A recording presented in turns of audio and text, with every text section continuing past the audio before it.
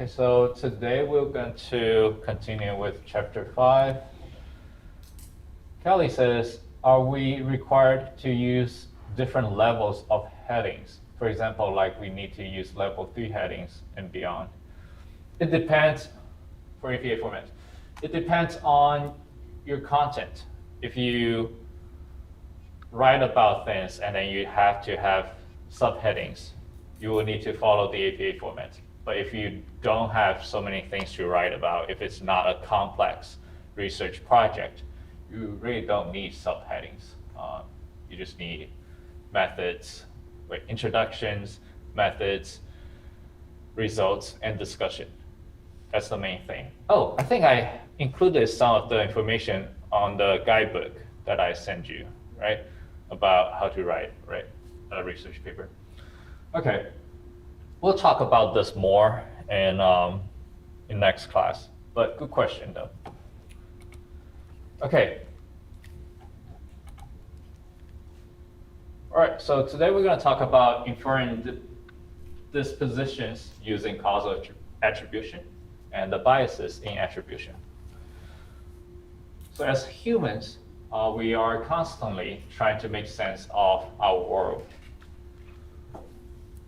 And causal attribution is when we link an event or behavior to a cause.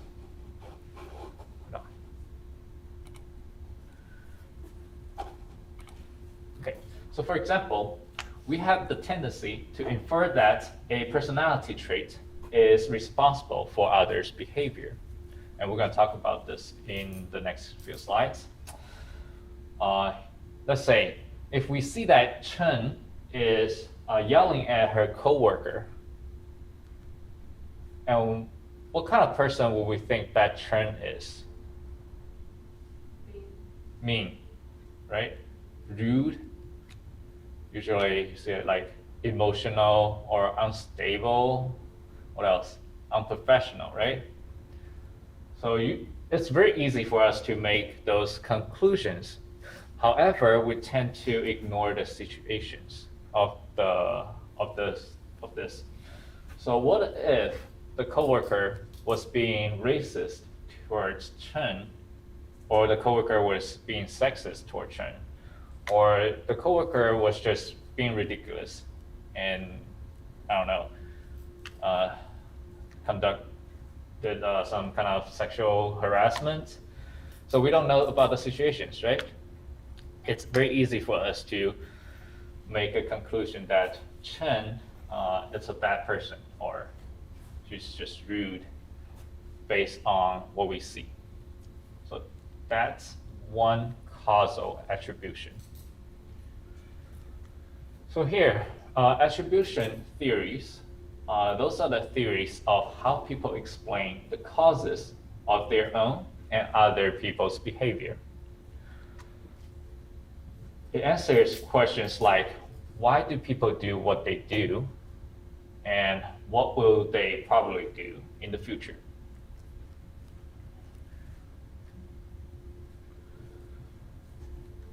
So now let's do an activity. I'm going to let you watch a video, and I want you to pay attention to what's happening in this video.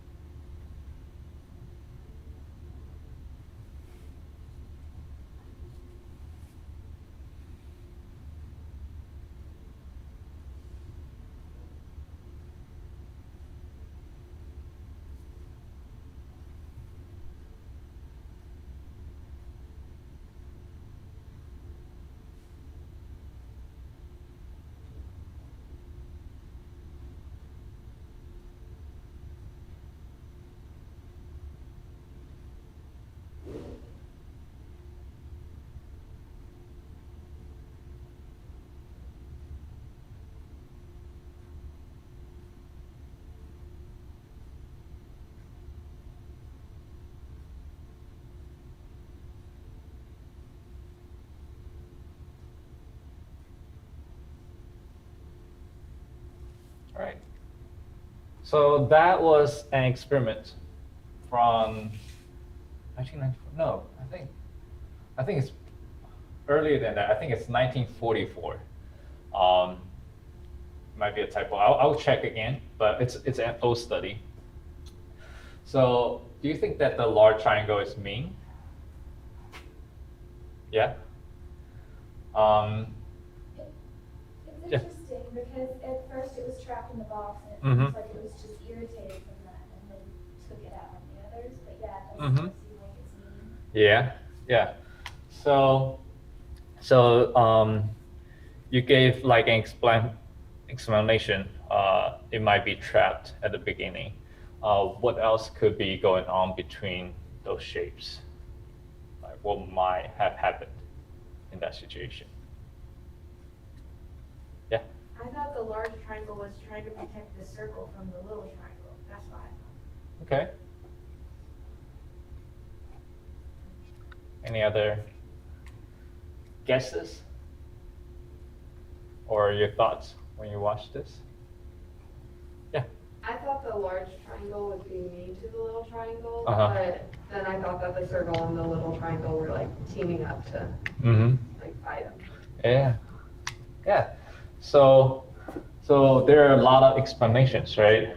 It could be that those two little shapes, they were trying to break into the house and they were trying to trick the large triangle to get out of the house, and then they tried to sneak in to steal something. We don't know. And when he got back, he saw that the stuff were missing, so he was so mad he broke the house. We really don't know. However, as human, we tend to make very complex inferences about motives and personality based on small amounts of information. We don't know a lot of stuff just based on that, but we tend to make very complex assumptions, right? And also, they're just shapes. Like, it could mean nothing to us, right? We're just putting meanings to the situation. We're trying to give them meanings and motives for their behavior or for their movement. So that's what we tend to do as human. We do that a lot. When we see a simple situation, we make a lot of assumptions. And when we will draw a conclusion for those little amounts of information. All right? Do you remember this? The function? So someone want to tell me what this is? Yeah. Behavior is a function of personality or person and environment. Very good. So it's person and environment. I know some people got this wrong for personality and environment. No, so social psychology, we study more broadly than just personality. Personality is like one subtopic of social psychology. We study person in general. Okay, so very good. So it's a function of the person and the environment. So causal attribution, this is the process of deciding if a behavior was caused more by the person or personal factors or more by the environmental factors. Okay, you need more time or we good? Okay, let me know if you have questions or you want me to pause. So we have personal, or in the book they call it internal or dispositional attribution. This is when we decide that the behavior was primarily caused by the person. And we also have the situational or external attribution. This is when we decide that the behavior was primarily caused by the situation. So the difference is between whether we think it's mainly by person or by situation. Could we go back to that previous slide? I was too late to say something. Okay, so Riley wants to say something. Okay.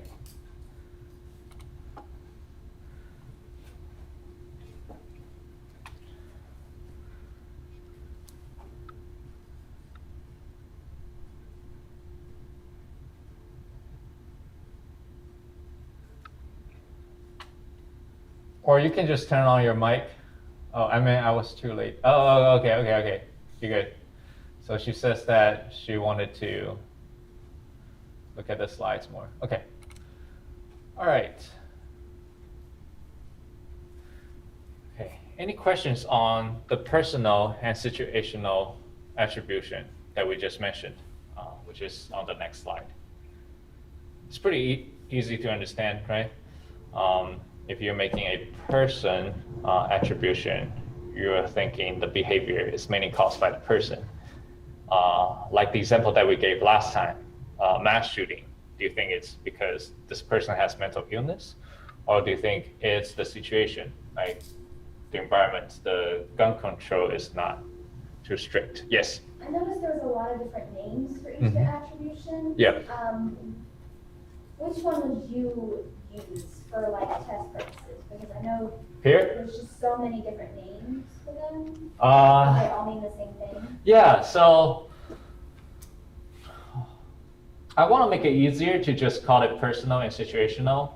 I will just use that for the class. It'll be easier for you to understand, but I want you to still to remember internal and external. It's not too hard to remember. And also when you see them in other articles, you know what they are. Feel like it'll make you more prepared for future studies. Okay. Good question. Good question. I noticed that people have very different terms. Do you know why? Do you want to take a guess? Why we have so many different terms for the same thing?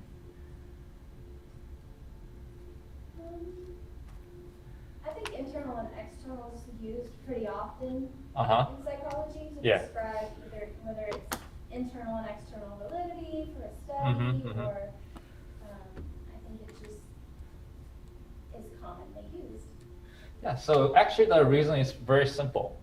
There could be, let's say, 10 psychologists are studying the same thing, but they don't know each other are studying the same thing. So when they publish, someone named this personal, someone named it internal, and someone named it dispositional.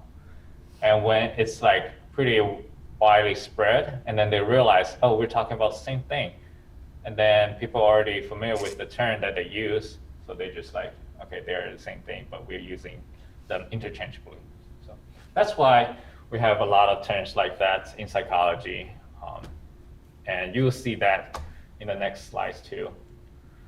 Okay, so personal versus situational. I'm gonna give you some examples here.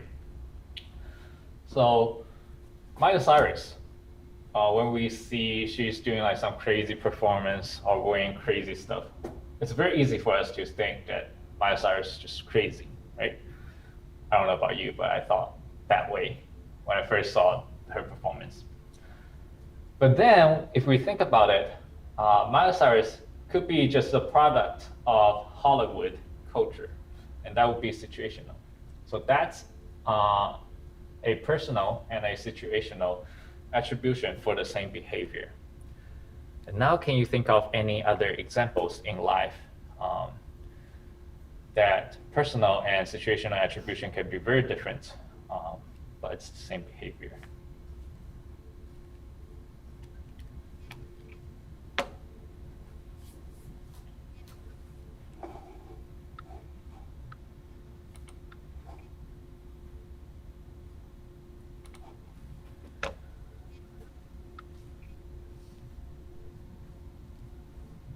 I think like the majority of the time that we think about celebrities, we're just like, we don't really know anything about them personally. We just assume that the like surface level things are their personality, but or like their person, but it's probably more situation. Any specific example?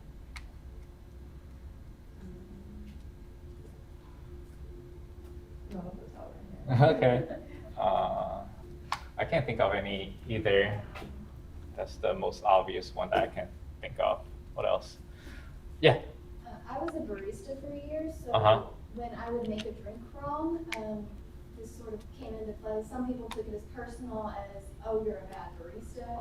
And then other people were like, oh, she has a long line, she just mixed it up. Yep. So it was interesting the reactions when you accidentally made a bad drink. Uh-huh. Or Yeah. a wrong drink. Yeah, and then other people might not realize. Yeah. It was mostly, most people were like, oh, she just has, you know, a long line, oh, she just mixed it up. But there were a couple that were like, oh, she's a bad barista, I'm gonna Yeah. treat her badly. That actually reminds me of this one time I went to the Starbucks here, and then I get the drink. They asked my name. I say Wan, and I spelled it out for them. I say W-A-N. Oh, we spell them wrong all the time. Yeah, and then when I got my drink, still they put Juan on it. I was like, come on. I told you it's Wan, W-A-N. Yeah. But as a psychologist, I know maybe this person was just too busy at the time. Or maybe it's just he's a bad person. Too. Once we go through the lines where, you know, we'll ask for a name and we'll have them spell it out, but we're like already halfway through the name. So like, yeah. Yes. It can be both. I mean, I know some baristas that it would intentionally misspell, especially when girls would come through and they would get like a drink that's supposed to be super pretty. Because sometimes, like, especially when the unicorn frappuccino came out, they would specifically order it to take a picture of it, and then they throw the whole drink away. Not a single sip. So wasteful. I think I saw the memes about the is it rainbow or unicorn? I think it was the unicorn. They Unicorn, took yeah. away with it. Yeah. But yeah, so I can see where it would fall for both. Yeah, so the reason that we need to be aware of this is that we sometimes jump into conclusions too fast. It's better for us to think about this. Yeah. Chat. Oh, chat. Thank you. Okay, so Haley says that whenever someone cuts you off in traffic, a personal attribution will be to say they're a jerk. A situational attribution will be to say they are just running late or distracted. Very good.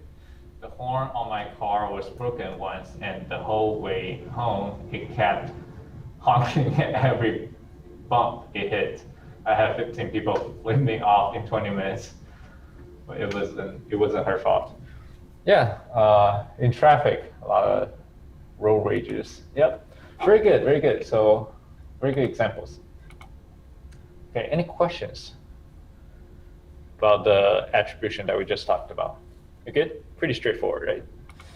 Okay, so let's talk about the biases in attribution.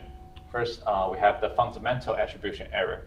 This is when people tend to overestimate the role of personal factors, but underestimate the situational factors when they look at other people's. Well, hold on. It might get confusing. So now let's take a look at the definition real quickly. So this is when people tend to overestimate the role of personal factors, but underestimate the situational factors. I know we talked about, we tend to do this more often when we look at other people's behavior, but not our own behavior. Don't think about that yet. Just focus on this. Personal factors and situational factors. It's easier for us to make a personal attribution. Do you know why? Because we like make more excuses for ourselves. No, hold on. Don't think about others and our own behavior yet. Just think about, in general, we tend to make more personal attribution and situational attribution. Just in general, do you know why? It's focusing on one thing rather than many. Yes, and boil down, it's actually easier to make personal attribution, right? It's easier to say, oh, that person is just rude, instead of thinking about, oh, there are so many reasons this could happen, that could happen. It's easier for us to make a personal attribution. That's why we have the fundamental attribution error. And I'm going to show you some other terms. It might get confusing, and I'm going to show you how I memorize it. So correspondence bias, this is when people attribute behaviors to people's internal characteristics, regardless of the situation. Don't worry about differentiate this two. They're so similar that I consider it the same thing. But on the next slide, we're going to talk about something different. And then I'll show you how I memorize them.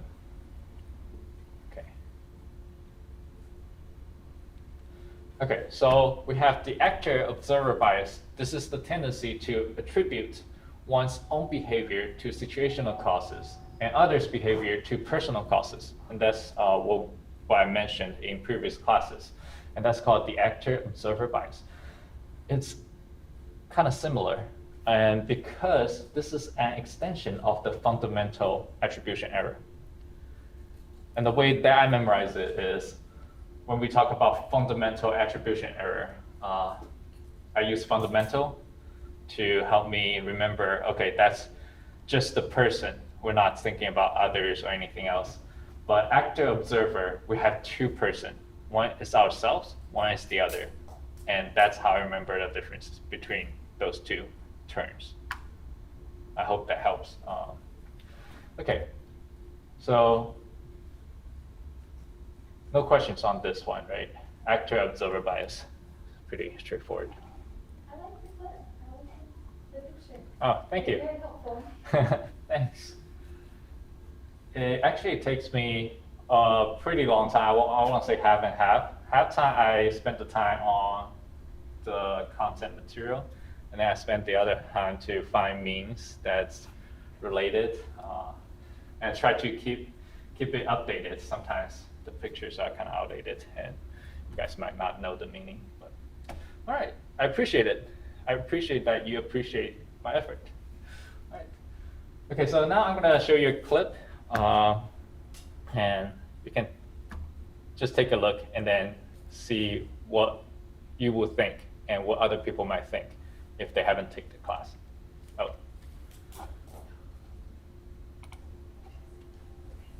Recent polls have shown a fifth of Americans can't locate the U.S. on a world map. Why do you think this is?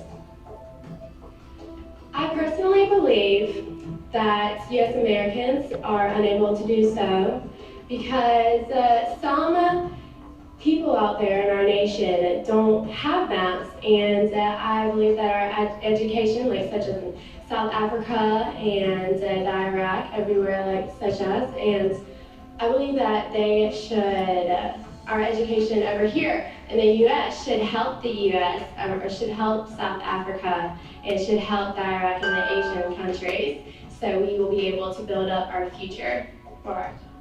Thank you very much, South Carolina. Doesn't make sense, right? So when people first see this, usually it's very easy for them to be like, what the F are you talking about? Like, are you just dumb? Are you stupid? But people tend to ignore the situation factors. Maybe she's just nervous, right? She's maybe it's her first time being on a live television show, or maybe it's the first time that she's facing so many people. Yeah. Those answers tend to be extremely coached too. So like some of the things she said, like almost like word for word, those phrases are repeated throughout every pageant ever. Mm-hmm. So they're expecting questions about Gotcha. world countries issues in them. So Iraq, Gotcha. and South Africa. She's expecting a question on hunger or resources. So it's very scripted too. So when she got up there and they gave her something oddball, she was like, Okay, so it kind of confuses her too, right? yeah. Very good. So now let's take a look at this. This is an interview right after that. And it was just one of those moments when you were asked this question. I'm sure everything came at you at once. Yes, everything did come at me at once. I was overwhelmed and I made a mistake. Everybody makes a mistake, I'm human. At what point, Caitlin, during the answer, did you start to think to yourself, is this making any sense? Right when that question was asked to me, I was in complete shock. And I was just overwhelmed that I seriously think I only heard about one or two words of the actual question itself. And You just I kinda drew a blank? misunderstood. Yes, I drew a blank. I misunderstood. I made a mistake. And, as we've said, we do live television every day. Caitlin, if I can't even count the number of times I've said that. No, but then again, looking at it, Experience. yeah, it's like, I give you a lot of credit for being here. You know, you can just go under the covers, but here. definitely.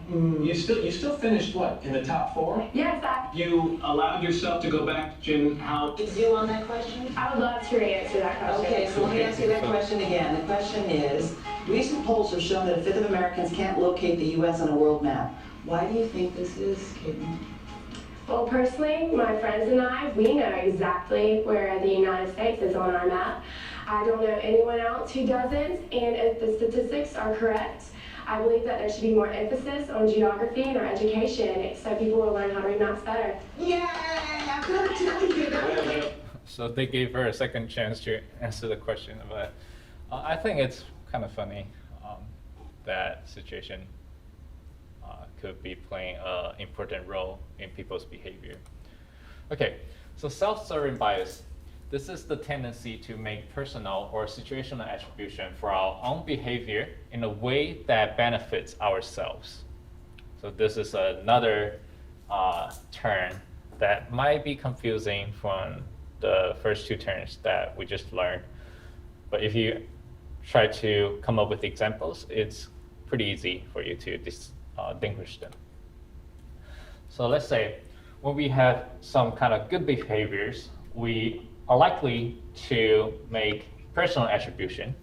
However, when we have some kind of bad behaviors, it's easier for us to make a situational attribution. And here's an example. If I got an A in the class, I'm likely to say that, yeah, I'm smart and I really worked hard for that A. But if I got an F, I'm more likely to say, yeah, the instructor was horrible and the instructor was just being unfair. Can you see that? Yeah. So now can you think of a time or a situation that you had this? You had some kind of good behavior and you just naturally think, yeah, it's just because of me. And then when you have some other bad behavior, you're more likely to say, no, that's not because of my personal characteristics, it's the situation. I just need one example and then we can move on. Yeah? I'm a wrestler here at TMO, and so sometimes when you win a match, you're like, oh, I won the match because I was strong and because I wrestled well. And then when you don't win a match, you'll say something like, oh, I was just having an off day, or something that was some outside factor making me not as strong today. That's awesome. That's awesome. So actually, that's one of the examples that I had here prepared. So after a professional sports game, 80% of the statements made about the victory by coaches or the athletes cited internal causes. So something like, I worked hard for this. But only 47% of the statements made it about the loss cited external causes. So it was a bad cause from the referees. Does that make sense? Yeah, very good, very good. Okay. Okay, so now we have some time for discussion. We have about 10 minutes, which is great. So what is victim blaming? Do you guys know? Can someone tell me what that is? I mean, is it exactly what it sounds like? Like you kind of blame whoever's like... The victim? Yeah. Yeah. So here is a more formal explanation is when we blame the victim partially or entirely for the harm that befell them. And what kind of attribution bias is this? Do you remember? Fundamental attribution? Very good. So it's a fundamental attribution error. It's about person. So right now, we're not talking about ourselves or others. So it's not actor, observer. It's not self-serving bias. So it's a fundamental attribution error. Because we are placing more weight on the victim's personal factors than the situational factors. Very good. Okay, so here it's another, it's a topic that I want you guys to talk about. So in the case of sexual assault, we hear that a lot. And we know there are advices like don't go out alone late at night and don't wear clothes that are too revealing in a club. Do you hear those advices? And do you think those advices are victim blaming? You can talk about it. Since we only have 4 people here, we can just speak out your thoughts and we'll go along. I feel like it kind of leads to that. Like not Uh-huh. so much like you were asking for it, but like if you do this, like you're going to be more susceptible to it. So Like it's, like you're putting yourself in a position to be a victim. So you're saying that it might lead to victim blaming? Okay. I think like the way it's framed can make a big difference. Like I noticed in the TAMU emails about sexual assault, they'll say like, they'll start it off by saying like, the victim never like caused the situation, like it's never the victim's fault. But like, here's some ways that you might be able to like protect yourself, and then it says this kind of thing. So I think that can make a big difference.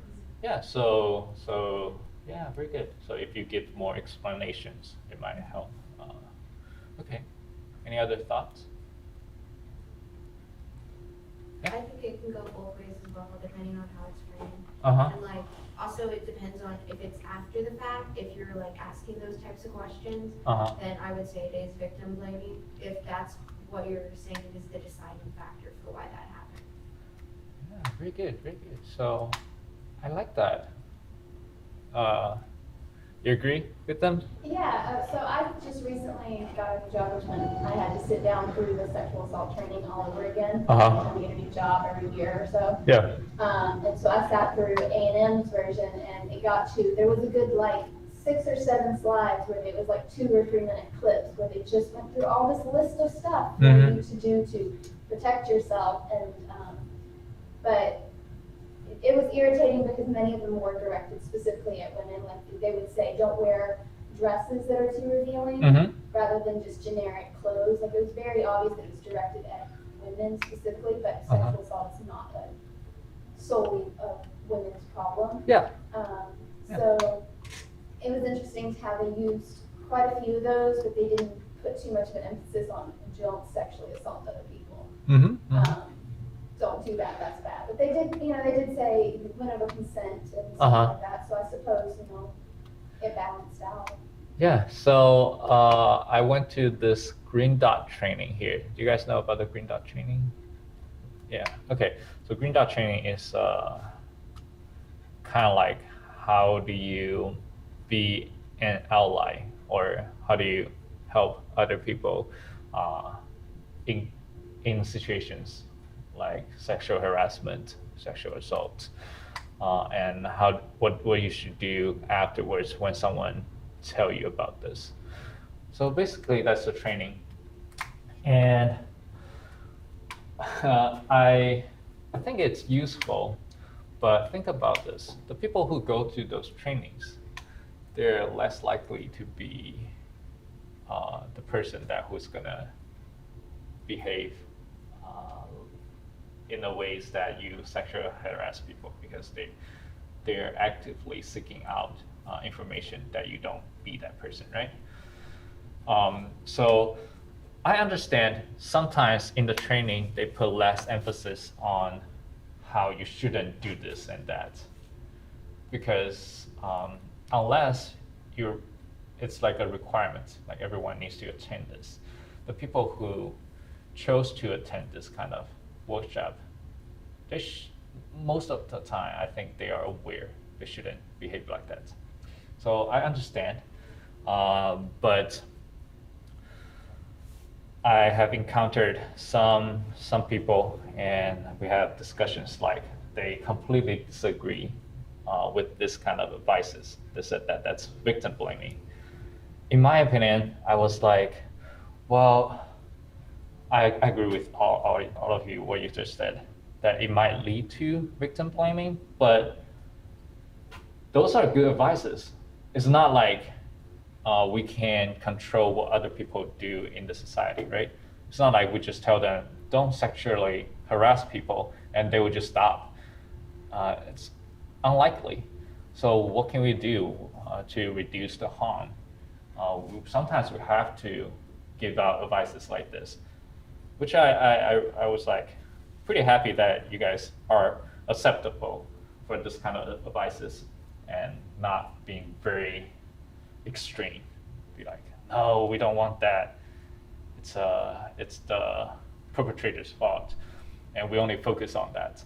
Yes, we can focus on both, like the trainings, to educate people who don't know about this, tell them stop sexually harass people, and then we can target not the victim, but the people who are trying to phrase it so that I don't be like politically incorrect. Sometimes we want to target to the people who wants to be protected, I guess. I don't know if that's a good phrase, but you get the meaning, right? Yeah. I was gonna say, Vienna also made a good point, like saying it before or after like the action actually happens, like is very different. Like I know my parents and my friends are like, don't wear clothes that are too revealing, you know, and like before that they're just like trying to keep me safe, like make sure I know to be safe when I go out. But if like something happened and then I came back and they were like, well, it's because you were wearing this, like that would be a very different. Yep. So that's the difference between giving out advices before the action or and then after they're attributing the cause. Yeah, very good. I agree. So yeah, that's it. That's all I want you guys to talk about. And we're on time. Any questions? For the professor evaluation, like extra credit you did last time, like I tried to log into the system and it said there's no courses that you're in. It usually does not let us go on to Pika until like later on in the semester. Yes. No. So this is an early evaluation. It opens on September 24th. Oh. Yes. Okay. It's on. If you don't remember, you can go back to the slides. It has the starting date and the due date. Just finished before that. I think it's October the 4th, I think. When I tried to get it, the slides weren't posted. Oh, I still haven't posted the slides. Haven't been posted. I think I haven't done that for a while. Like 4 or so. Just remind me. I forgot. I completely forgot about that. But yeah, let me know, and then I will post that. And also, I think I have 2 meetings today with students. I forgot to respond. Okay, I forgot to respond to them, but if you send me the email, yeah, I'll be there. I still wasn't able to assess the questions from the first exam. Can you guys see the? I haven't checked. I haven't. Oh, you haven't checked? I think okay, you guys feel free to leave. So Jonathan, I think I changed the settings and you can see the questions that you missed now. Because I have another student, I think it's Zach. He saw the missed questions and he wanted to have a meeting. So if you can check again and then send me an email to let me know if you can see the questions or not.